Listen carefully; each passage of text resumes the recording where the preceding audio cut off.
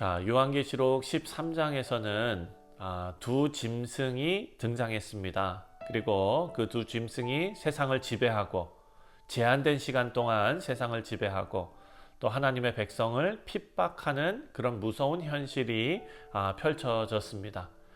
그리고 18절 말씀을 보면 지혜가 여기 있으니 총명한 자는 그 짐승의 수를 세어보라. 그것은 사람의 수니 그의 수는 666이니라. 666.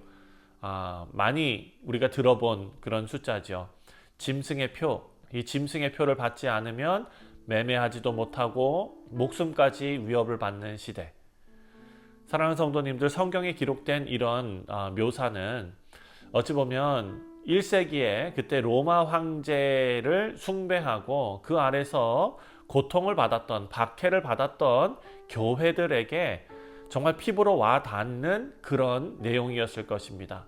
그리고 또한 지금 이 시대를 살아가고 있는 우리 모두에게도 어떤 메시지를 주고 있습니다.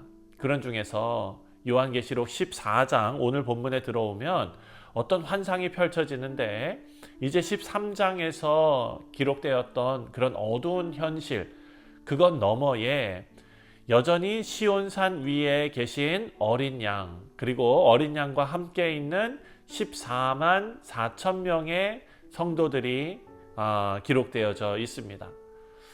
사랑하는 성도님들, 14만 4천은 정확한 어떤 숫자를 의미하는 것이 아니죠. 구원받은 모든 백성을 의미하는 것입니다. 이는 어떤 단순한 반전이 아닙니다. 하나님께서는 고난의 한가운데 속에서도 하나님의 백성을 잊지 않으시고 오히려 그 하나님의 백성을 승리자처럼 세우신다라는 복음의 진리를 우리에게 가르쳐주고 있습니다.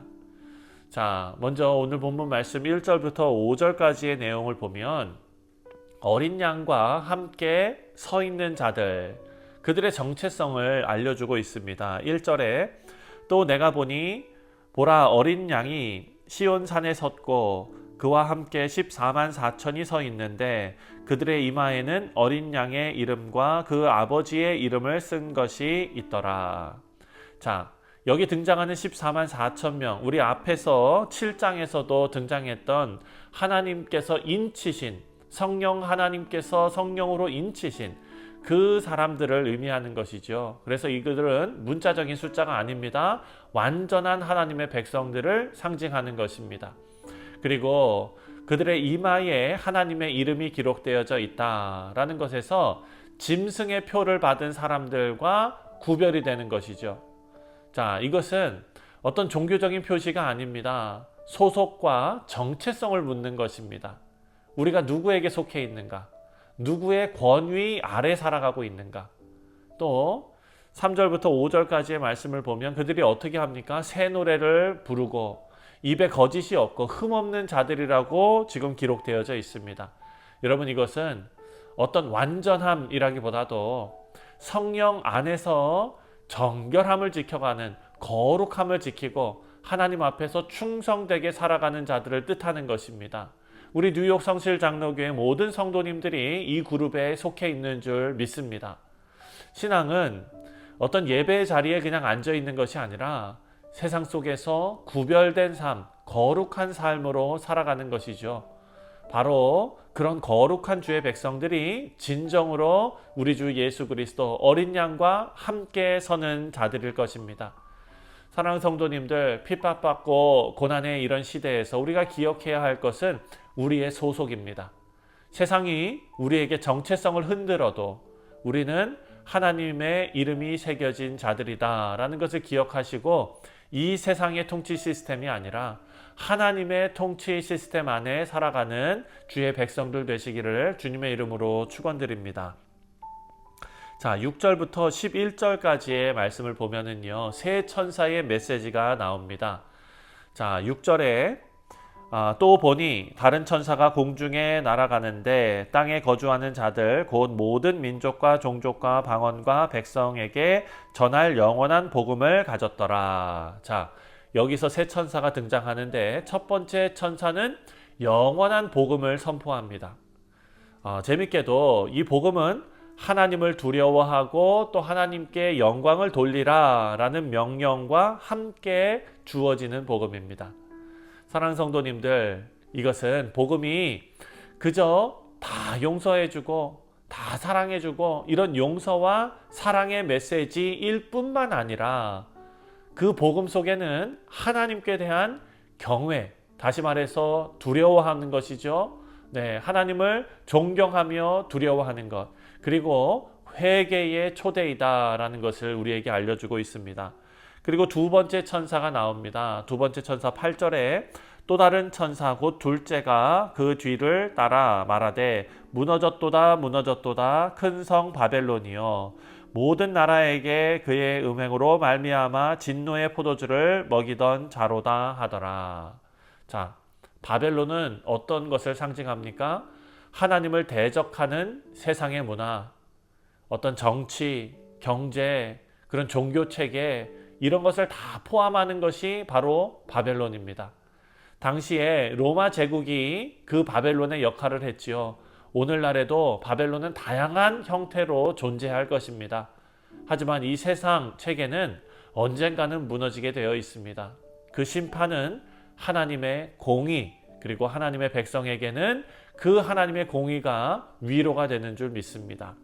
자, 세 번째 천사가 나타나는데요. 짐승의 표를 받은 자들에게 심판이 내릴 것을 경고하고 있습니다. 10절부터 11절에 진노의 포도주 이야기를 하고 거룩한 천사들 앞과 어린 양 앞에서 불과 유황으로 고난을 받을 것이다 라고 말합니다. 여러분, 이 경고가 무자비한 협박으로 들리십니까? 하나님의 심판 앞에 돌이켜서 회개하고 복음으로 나오라 라는 마지막 기회인 줄 믿습니다. 우리는 하나님의 그런 사랑뿐만 아니라 공의의 하나님도 알아야 합니다. 복음은 우리에게 자유와 용서를 줍니다. 하지만 동시에 우리의 삶 전체를 하나님 앞에 드려야 한다라는 것을 요구합니다. 사랑하는 성도님들, 이 천사의 경고는 희망의 메시지로 우리에게 다가옵니다. 우리는 이 메시지를 미리 하나님의 주신 계시의 말씀으로 받아서 우리에게 우리의 삶 전체를 하나님 앞에 드릴 수 있는 귀한 성도님들 다 되시기를 바랍니다. 마지막으로 12절과 13절 말씀을 보면 성도들이 어떻게 끝까지 인내해야 하는지 나옵니다. 자, 12절 성도들의 인내가 여기 있나니 그들은 하나님의 계명과 예수에 대한 믿음을 지키는 자니라. 아멘. 자, 짐승의 표를 강요받고 그리고 경배하지 않으면 죽임을 당하는 그런 위협 속에서 살아가는 성도들입니다. 이런 성도들이 해야 할 것이 무엇이냐? 바로 하나님의 계명과 예수님에 대한 그 믿음을 지키는 것이라고 말씀하고 있습니다. 복잡하고 혼란스러운 세상 속에서 단순하고 아주 명료한 부르심이 오늘 본문 말씀에 있는 것입니다. 그리고 이어지는 말씀이 우리에게 소망을 주는데 13절입니다. 또 내가 들으니 하늘에서 음성이 나서 이르되 기록하라. 지금 이후로 주 안에서 죽은 자들은 복이 있도다 하심에 성령이 이르시되 그러하다. 그들의 수고를 그치고 쉬리니 이는 그들이 행한 일이 따름이라 하시더라. 아멘. 자, 세상은요 죽음을 패배로 봅니다. 끝으로 봅니다. 하지만 하나님께서는 그것을 복이다 라고 말씀하셨습니다. 신자의 죽음은 끝이 아니라 안식이고 또 그 신자의 믿음의 수고는 헛되지 않다라고 우리에게 선포하고 계십니다. 사랑하는 성도님들, 믿음 지키는 것이 쉬운 일이 아닙니다. 13장의 내용을 보면 결코 쉽지 않습니다. 고난을 그리고 때로는 외로움을 감내해야 되는 그런 일들입니다. 하지만 하나님께서는 그 수고를 다 기억하시고 장차 영원한 안식으로 영원한 기쁨으로 우리를 보상해 주시고 또 우리의 믿음이 결코 헛되지 않다라는 것을 우리에게 알려주고 있습니다. 사랑하는 성도님들, 말씀을 맺습니다. 오늘 요한계시록 14장 말씀은 우리가 지금 누구와 함께 서 있는가를 다시 한번 생각하게 만듭니다. 세상은 짐승의 표를 구하면서 세상과 동화되어서 살아가기를 강요합니다. 하지만 하나님께서는 우리를 시온산 위로 부르십니다. 저 천국으로 부르십니다. 그곳은 고난이 없는 곳, 하나님의 임재가 있는 곳입니다. 사랑하는 성도님들, 어린 양이 서 있는 곳, 예수 그리스도께서 서 있는 곳, 그것에 바로 우리의 참된 안전과 소망이 있는 줄 믿습니다. 오늘도 하나님의 이름이 우리의 이마에 새겨졌다라는 것을 꼭 기억하시고, 세상에 어떤 그런 짐승의 위협보다도 하나님께서 인쳐주신 것이 더 강하다.